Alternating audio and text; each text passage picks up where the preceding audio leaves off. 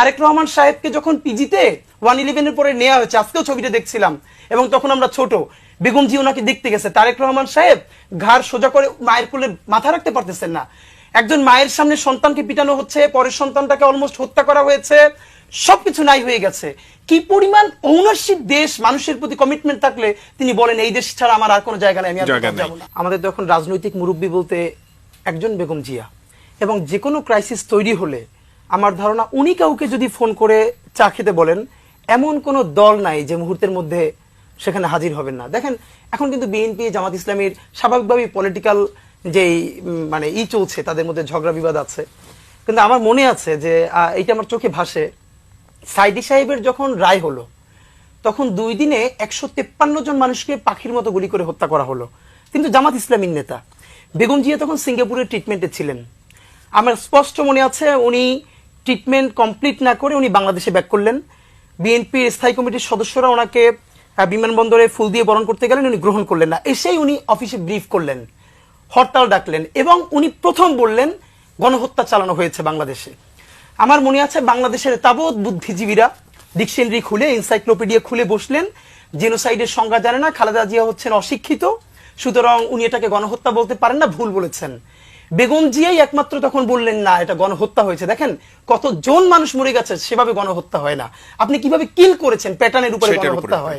এই যে সাইদি সাহেবের ব্যাপারে, এবং এরপরে আমি আজকে মনে পড়ে যে কাদের মোল্লা সাহেবের যেদিন রায়টা হয়েছে, খন্দকার মাহবুব হোসেন উনি ইন্তেকাল করেছেন, বাংলাদেশের সব থেকে প্রথিতযশা আইনজীবীদের একজন, যিনি বিএনপির বড় নেতা ছিলেন। বেগম জিয়া ওনাকে নিজে ফোন করে বলেছেন যে সর্বোচ্চ সাপোর্ট দেওয়ার জন্য, এবং কাদের মোল্লা সাহেবের ফাঁসি যেই রাতে হওয়ার কথা ছিল সেদিন একদিন পিছিয়ে গিয়েছিল, তখন ব্যারিস্টার আব্দুর রাজ্জাকের সাথে খন্দকার মাহবুব স্যার প্রধান বিচারপতির বাসার সামনে রাত্রির দাঁড়িয়ে আছেন, সেই নিয়ে আবার কাগজপত্র নিয়ে, কি ভয়ার্ত চেহারা। বেগম জিয়া সারা রাত জেগে সে খবর নিয়েছেন, এটা আমরা তখন জানতাম যে। এবং আপনাকে এটা আমি একটা বলতে চাই যে দেখেন ওনার মধ্যে যেটা সব থেকে ব্যাপার, মাতৃত্ব সুলভ আচরণ মধ্যে, এটা আমরা শিবিরের বড় ভাইদের কাছ থেকে শুনেছি যে একবার একটা বড় মুভ করার জন্য শিবির প্ল্যান করছিল, ছাত্রদল শিবির মিলে ক্যাম্পাসে একটা বড় মুভমেন্ট করবে আওয়ামী লীগের বিরুদ্ধে, খুবই রিস্কি ছিল কিন্তু উপায় ছিল না। তো বেগম জিয়া শুনে তারপরে দেখেন মানে অবাক করবার মতো যে উনি ওনার শুধু দলের এবং এই বাচ্চাদেরকে কি পরিমাণ ওন করেন। উনি উঠে বললেন যে করতে পারলে ভালো হইতো, কিন্তু আমার ছেলেরা মনে হয় পারবে না, ওদের জীবন ধ্বংস হয়ে যাবে। ছাত্র দলের ছেলেদের কথা বলছিলেন যে এই রিস্কে যদি ওরা ফেল করে যায় তাহলে ওদের জীবন ধ্বংস করে ফেলবে। তো এই জন্য আপনাকে বললাম, এবং আজকে 1997 সালে বিবিসি বাংলা একটা ইন্টারভিউ করেছিল বেগম জিয়ার, এটা এখনো ইউটিউবে আর্কাইভে আছে। তো আমি সবাইকে বলি যে বাংলাদেশে যারা নতুন পলিটিক্স করতে চায়, আমি অন্তত 100 জনকে আমাদের বন্ধুদেরকে বলেছি এই ইন্টারভিউটা যেন শোনে। উনি তখন বিরোধী দলীয় নেত্রী, বিবিসি বাংলা তাকে প্রশ্ন করছে যে ভারত বিরোধীটাই কি একমাত্র আপনার বা বিএনপির রাজনীতি? বেগম জিয়া উঠে বললেন আমরা ভারত বিরোধিতা করি, কি বলেছে?